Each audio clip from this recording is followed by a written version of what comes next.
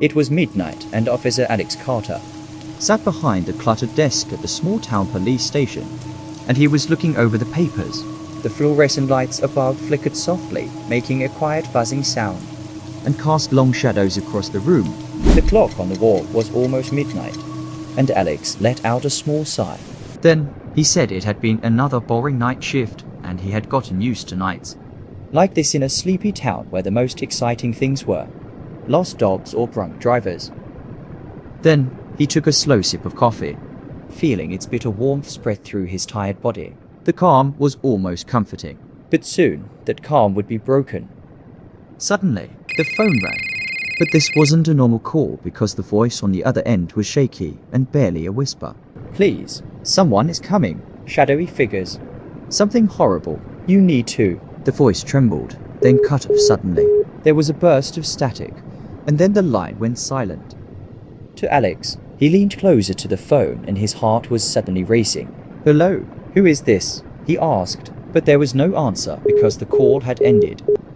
Then he sat frozen for a moment, and he felt the cold silence in the station, making him feel uneasy. His hand still gripped the phone tightly, as his mind raced because the voice had sounded so scared, genuinely scared. Then his fingers hovered over the phone, almost reaching to call someone. But then the silence felt too strange. It was like something was wrong because he felt the hairs on the back of his neck stood up. There was nothing, no sound at all, and the quiet felt heavy. As Alex slowly put the phone back, he felt a feeling of unease washed over him because he couldn't get the image of the caller's fear out of his head. Then he rubbed his face and tried to push away the strange tension that had settled in.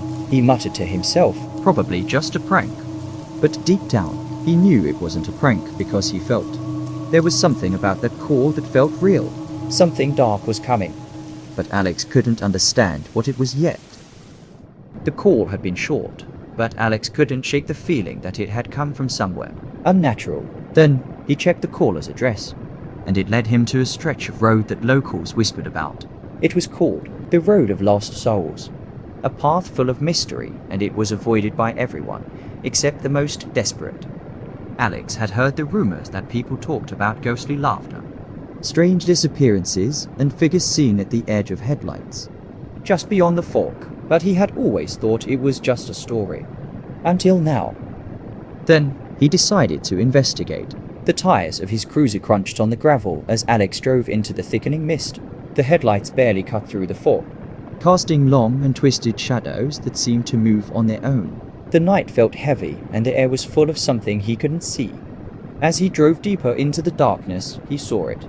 A rusty street sign, and it was barely visible through the fog, creaking in the wind. It was as if the sign was trying to warn him and stop him from going down the road. But Alex's instincts told him to keep going, and he pressed on, and he was determined to find answers.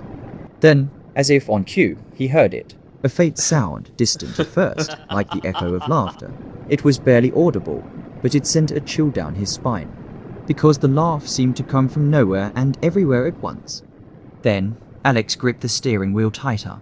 The air felt thick, almost suffocating, and his breathing was shallow. It felt like the road itself was alive, like something was watching him. Then, through the mist, he saw it. The old gas station, its windows dark and empty and its doors hanging open. Then he felt the silence of the place was strange, because it was as if time had forgotten this corner of the world. Then Alex parked the car and turned off the engine. His footsteps echoed as he stepped out of the car and walked toward the gas station.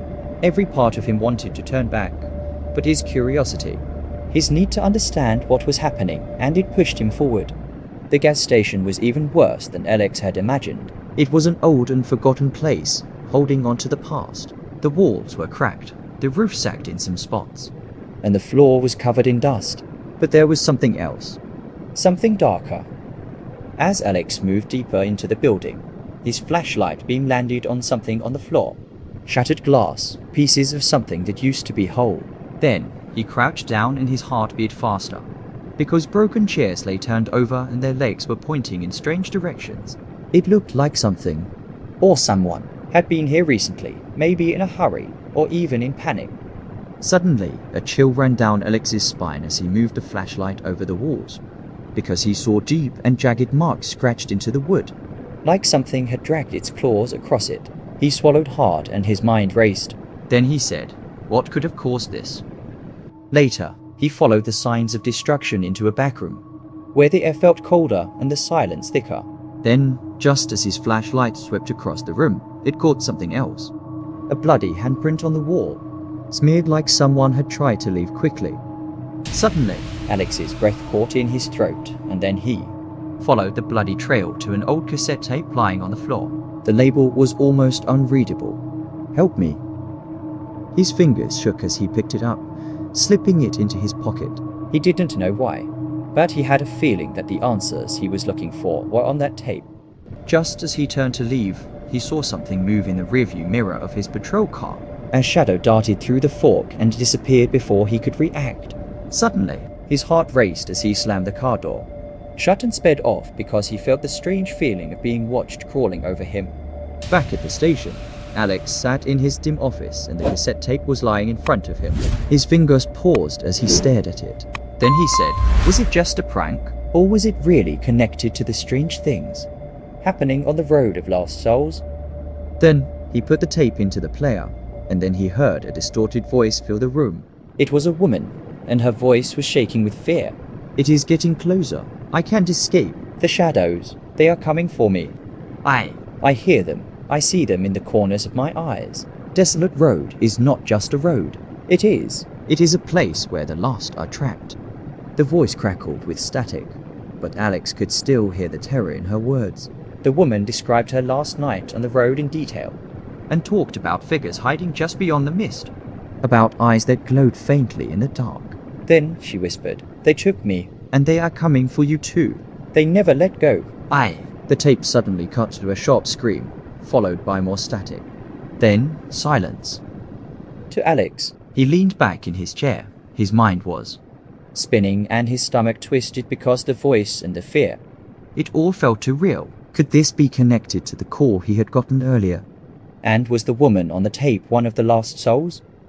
Suddenly, he felt a cold sweat on the back of his neck because he thought he was facing something supernatural and something beyond understanding. Or was this just a sick trick of his mind? Now the doubt ate at him. But one thing was clear. Whatever was happening on Desolate Road wasn't just a mystery. Then, Alex leaned back further, the darkness of the station pressing in on him, and the shadows seemed to stretch farther than they should. He couldn't ignore it anymore.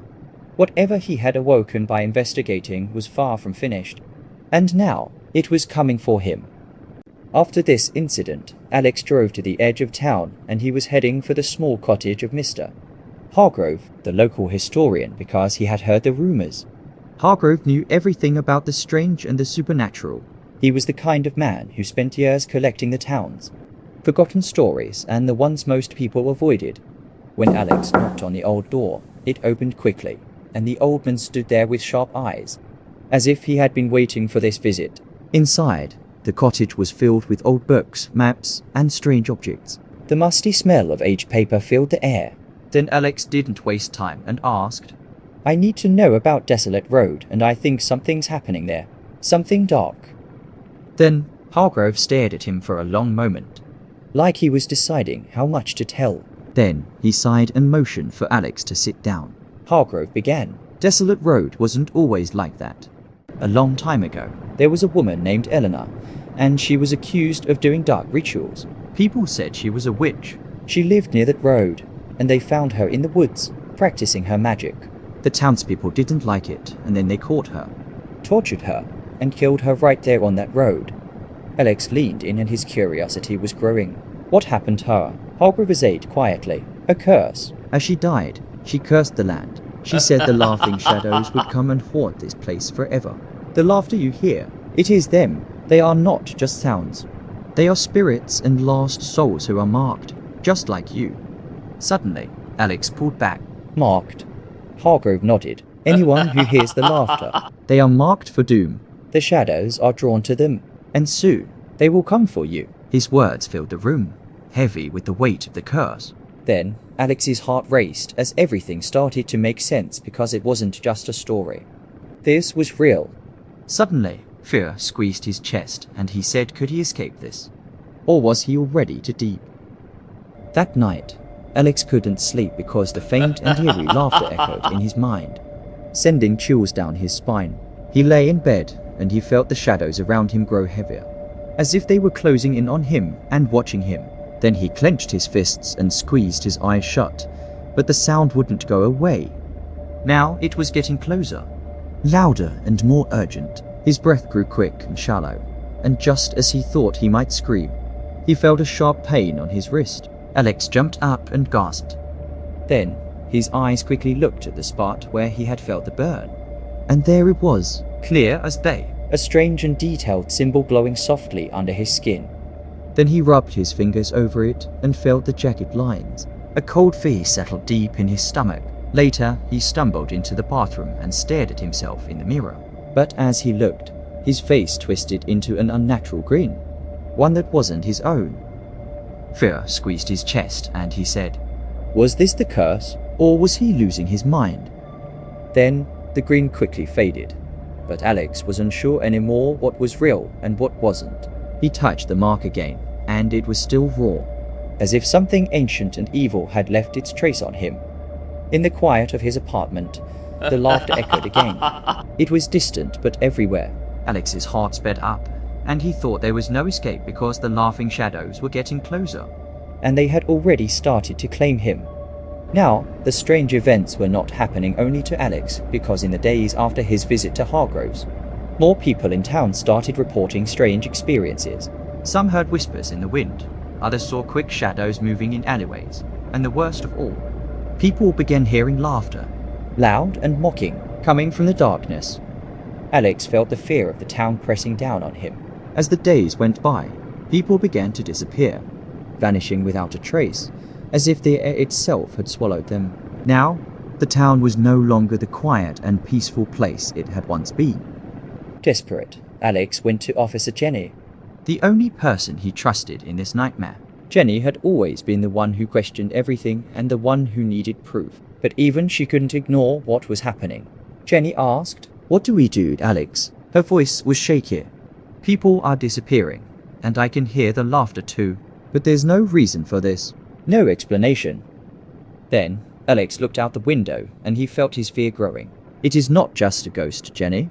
It is something worse. It is the curse, the laughing shadows, and we are all being marked, one by one. Jenny looked at him with disbelief. That is impossible. You are not thinking clearly, and this could all be in your head. But Alex knew it wasn't, because the shadows weren't just in his mind. They were real. The phone calls, the laughter, the strange mark on his skin. They were all signs of something old and dangerous, and they were something beyond anything they could understand. As Alex looked into Jenny's eyes, he saw the doubt beginning to fade because fear was starting to creep into her, just like it had into him. Determined to end the curse before it took over everything, Alex and Jenny decided to go back to the gas station during the day.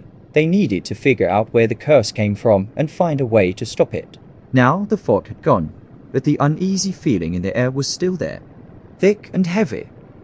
The gas station was strangely quiet in the daylight. Its broken windows and falling town walls seemed even more frightening in the sun. As they looked around the building, they found something they hadn't noticed before. A hidden trapdoor under an old and rotting rug. With a sense of dread, they opened it, revealing a dark staircase leading down into the basement. The air was thick with dust, and Alex could almost feel the weight of the past pressing on him. Then they carefully made their way down, and their flashlights lit the forgotten space. In the basement, they found signs of what could only be called dark rituals. Strange symbols on the walls, burnt candles, and a large and old book sitting on a stone pedestal. As Alex flipped through the pages, he found a journal with writing that looked rushed and full of fear. It was from Eleanor's descendant, and it revealed a terrifying truth. The laughing shadows fed on fear. The more fear they caused, the stronger they became. Living in the darkness, the shadows, it seemed, were not ghosts. They were something much older and something that had been released by Eleanor's curse. Suddenly, Alex felt the room grow colder as the weight of what they had found hit him. Now, they didn't have much time left, because the curse was getting stronger, and they had to do something before it took over both of them. Then, a noise filled the basement. Soft and eerie laughter. It was far away, but it was clear. And this time, it was much closer than before. The quiet of the night was broken by the loud ringing of the phone. Its sharp sound cut through the stillness, making Alex freeze. His heart raced in his chest because it was midnight. He had been trying to sleep, but the shadows, both real and in his mind, kept him awake. This time, though, the phone call felt different. He reached for the phone and his hands were shaking. As soon as he picked it up, the voice on the other end made his blood run cold. It wasn't a stranger, it was his voice. But it sounded strange, like a whisper in the wind, but unmistakably his own. "Alex," the voice said softly, "you thought you could escape, but you can't. You are running away from yourself, from your past." Then came the laughter, soft and mocking. It wasn't just any laughter. It was a child's laughter, high-pitched and innocent, but twisted with an eerie sound. Then Alex's mind flashed back. He was there again, years ago, standing in front of a car and its headlights blinding him as he screamed. But no one could hear the crash, the blood, the screams, the aftermath. His younger brother, Ethan, gone in an instant. The voice on the phone continued low and taunting. "You couldn't save him, and you never even tried." Then Alex's breath grew faster. He slammed the phone back onto the cradle, his hands wet with sweat. Now his mind raced and spun out of control. He couldn't breathe because of the guilt. The heavy guilt came back, and it was squeezing his chest like something invisible. He had been running from it for years, but now it was here, and the laughing shadows were using his past against him. He ran his hands through his hair and tried to calm down, but the laughter still echoed in his ears. The next morning, Alex could barely keep himself together, because the voice on the phone had broken something inside him and brought his deepest fear to the surface. The laughing shadows was no longer just a supernatural threat. They were a reflection of his own guilt. Jenny stayed by his side as they walked through the foggy streets. Her eyes were full of concern as she watched him. "Alex, you're not okay. What's really going on?" He entered to tell her everything, but the words wouldn't come. His brother's ghostly laughter still echoed in his mind, and every time he closed his eyes, he saw Ethan's face, young, innocent, and full of life before the accident. Alex had been behind the wheel that night. He was the one who swerved, and he was the one who failed to save him. Jenny's voice pulled him out of his thoughts. "You are letting this eat you up, and you can't keep running from your past forever." But Alex could feel it. The shadows weren't just in his mind. They were feeding on his guilt, growing stronger with every thought. The more he thought about it, the more they took over. The guilt he had buried for so long was now alive, and it was scratching at him from every corner of his mind. To Jenny, she didn't fully understand, but she could see it because she saw the dark circles under his eyes, the haunted look on his face. She had known him long enough to know when something was wrong, but this was different. Alex, this is not you. You need to face it, and you need to let it go." But how could he? How could he ever let go of the one mistake that had ruined his life?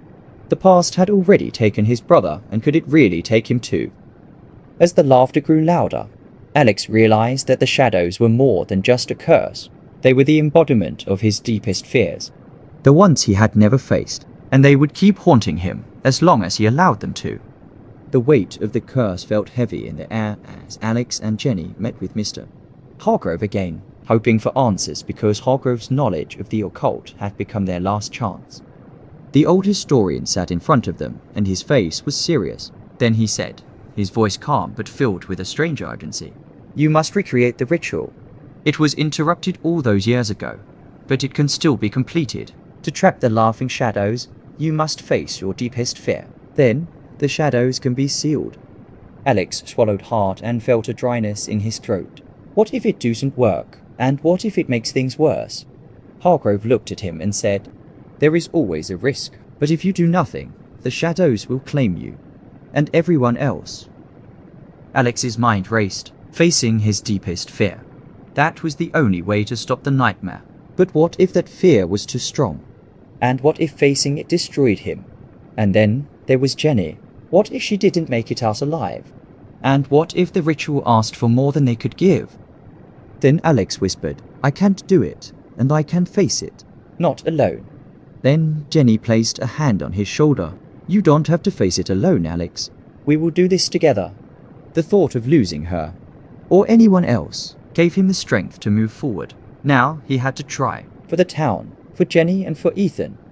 Then Hargrove nodded and said, You must gather the necessary items. The candle, the sword and the blood. Blood? Alex's heart sank. Hargrove said quietly, There's no other way. You must give a piece of yourself to the ritual, because only this can help you hope to banish the shadows.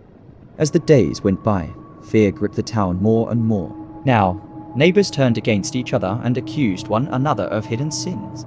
Paranoia spread quickly and people locked their doors at night, whispered behind closed curtains, and avoided even the smallest amount of eye contact. Now the once close community was falling apart. Alex could feel the growing tension in the air, and it was wearing him down. Every step felt heavier, and every breath seemed harder to take. As he walked through the streets, he overheard frantic conversations and voices full of panic.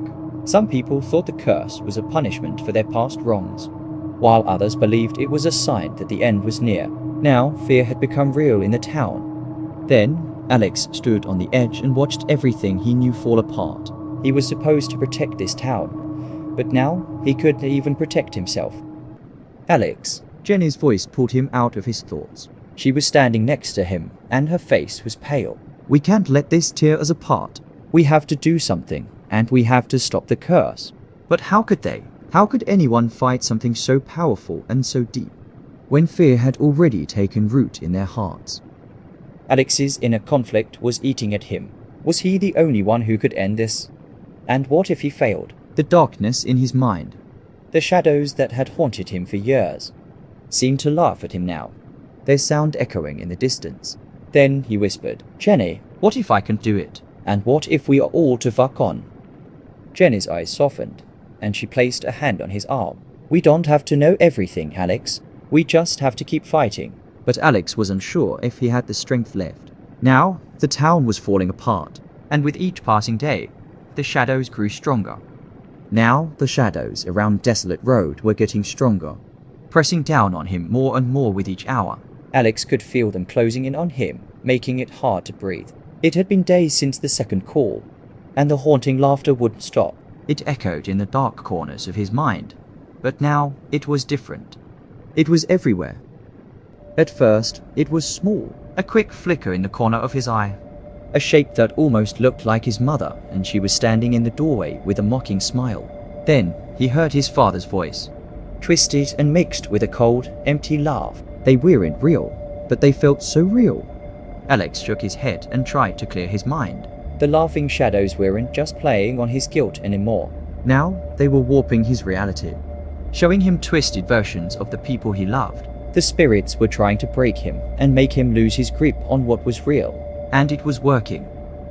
His breath came fast and heavy as he stumbled through the dark streets of the town. Everywhere he looked, the shadows seemed to whisper and mock him.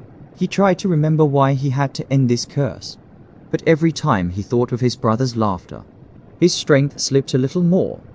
Alex. Jenny's voice snapped him back to reality. She had been walking behind him, watching him with growing worry. What's happening to you? He turned to face her. His face was pale and his eyes wide with fear. They are inside my head. Jenny, they are breaking me. I can't tell what's real anymore. I can't keep running from my past. It is all catching up to me. Then Jenny stepped closer and her hands were shaking. As she reached out to him, Alex, we can't let them win. You are not alone in this, and we will face it together. Her words were the anchor he needed, pulling him back from the edge. But even as he tried to calm himself, he felt the curse weighing him down. The spirits knew his fears, knew his guilt, and they were using it against him. He wasn't just fighting the curse anymore. He was fighting himself. Then Jenny took his hand. I have been running from my past too, Alex. You are not the only one with scars. We all have them, but we can face them together. And for the first time in days, Alex felt something stir inside him. A small spark of hope. If they were going to survive this, they had to face their fears together. The night of the ritual had come. Alex stood at the edge of Desolate Road, the ritual circle already drawn on the ground. Around him, the townspeople gathered and their faces filled with fear. They were hesitant but desperate to end the curse that had destroyed their lives. Alex took a deep breath and felt the weight of the moment. This was it, the final step. He had to face the laughing shadows, or they would take everything. But as he looked into the eyes of the townspeople, he saw doubt and fear because they were scared. Now the curse had made everyone paranoid and made them think that the evil among them had to be found, that someone had to pay the price. I know you are scared, Alex started, and his voice was shaking but still strong. But I am asking you to trust me. The curse can be broken, but we have to work together. We need to face our fears, all of us. Then a heavy silence fell over the crowd, like a fog covering them. Some of the townspeople shifted nervously and their eyes were moving from one person to another. Suspicion in the air. Then one man shouted from the crowd, "What if it is all a lie? And what if trying to stop it just makes the curse stronger?" Alex swallowed and felt the tension rise in his stomach. I don't have all the answers, but I know that if we don't act now, we will lose everything. Then a voice came from the back of the crowd, sharp and cutting through the air. What if the ritual needs a life? And what if we have to sacrifice someone? Alex's heart skipped a beat because it was true. The ritual needed a blood sacrifice. But the real question was, whose life would it be? Would it be someone innocent? Or would he have to sacrifice himself to end the curse? Jenny's hand found his and held it tight. Alex, we can't sacrifice anyone, and you don't have to do this alone. Alex's heart raced faster because the choice weighed heavily on him, and he felt the pressure building inside. Could he really take an innocent life to stop the curse? The townspeople were looking to him for an answer. But what if he made the wrong choice? The burden of the decision was unbearable. He had to act quickly because the darkness was closing in. The ritual circle was drawn, and the air was thick with both fear and anticipation. The townspeople stood at the edge, their faces hidden in the dim light of candles flickering in the wind. Alex stood in the center and his heart was pounding in his chest. Jenny was beside him, offering a small comfort in the face of the overwhelming darkness. Are you ready? Mr. Hargrove's voice broke the silence. He had guided them this far, and now it was up to Alex to finish it. Alex nodded, though inside, his stomach was a mess of doubt and fear. He had accepted that he would need to face his own demons. But the choice before him, whether to sacrifice himself or someone else, felt impossible. Now the shadows swirled around them, cold and suffocating, as if they were watching, waiting. Suddenly, the distant laughter grew louder and mocked him. Then Alex took a deep breath. This was it. He had to face his greatest fear. Failure. The fear of failing Jenny. Failing the town. Then he stepped forward, raising his hands to the sky. I will not sacrifice anyone, but I will sacrifice myself. At his words, the shadows seemed to pull back, and the air became thick with tension. A dark force rushed inside him and tried to take control. Alex clenched his teeth, fighting against the pull of the spirits. Suddenly, he felt their cold fingers against his mind and tried to track him down. But he held onto the memory of his brother. The love he had for him, and the promise to protect those he cared about. That was his shield and that was his strength. With one last cry, Alex pushed the darkness away, and the ritual circle exploded in light. Then the shadows screamed and their mocking laughter turned into shrieks of pain. As they were pulled into the circle, trapped by Alex's will.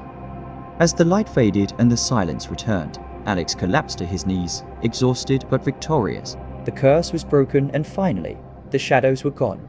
Now that the town was quiet, and the curse that had haunted them for so long had finally lifted, the air felt lighter like. The land had been freed from the heavy weight it had carried for so many years. But for Alex, the victory felt bittersweet. His heart still ached, and his mind was still haunted by the laughter that had followed him through the entire journey. He had faced his fears, but in doing so, he had lost part of himself. As the townspeople began to gather and slowly return to their homes, Alex knew the town would heal in time. But he wasn't sure if he ever would. Jenny stood beside him, her eyes gentle but filled with understanding. You did it, Alex. You saved us. But Alex shook his head, gazing out at the horizon. We did it, together. Even as the town started to rebuild, A cold shiver ran down Alex's spine. He could still hear the faintest echo of laughter in the distance, just beyond his reach. It was a whisper, Too soft to fully catch. but it was there, lingering, Then, at the station, the phone rang. and Alex's heart skipped a beat. Would the darkness truly stay gone? Or was it just waiting and biding its time for the next call? If you like this video, please give it a like and subscribe to the channel.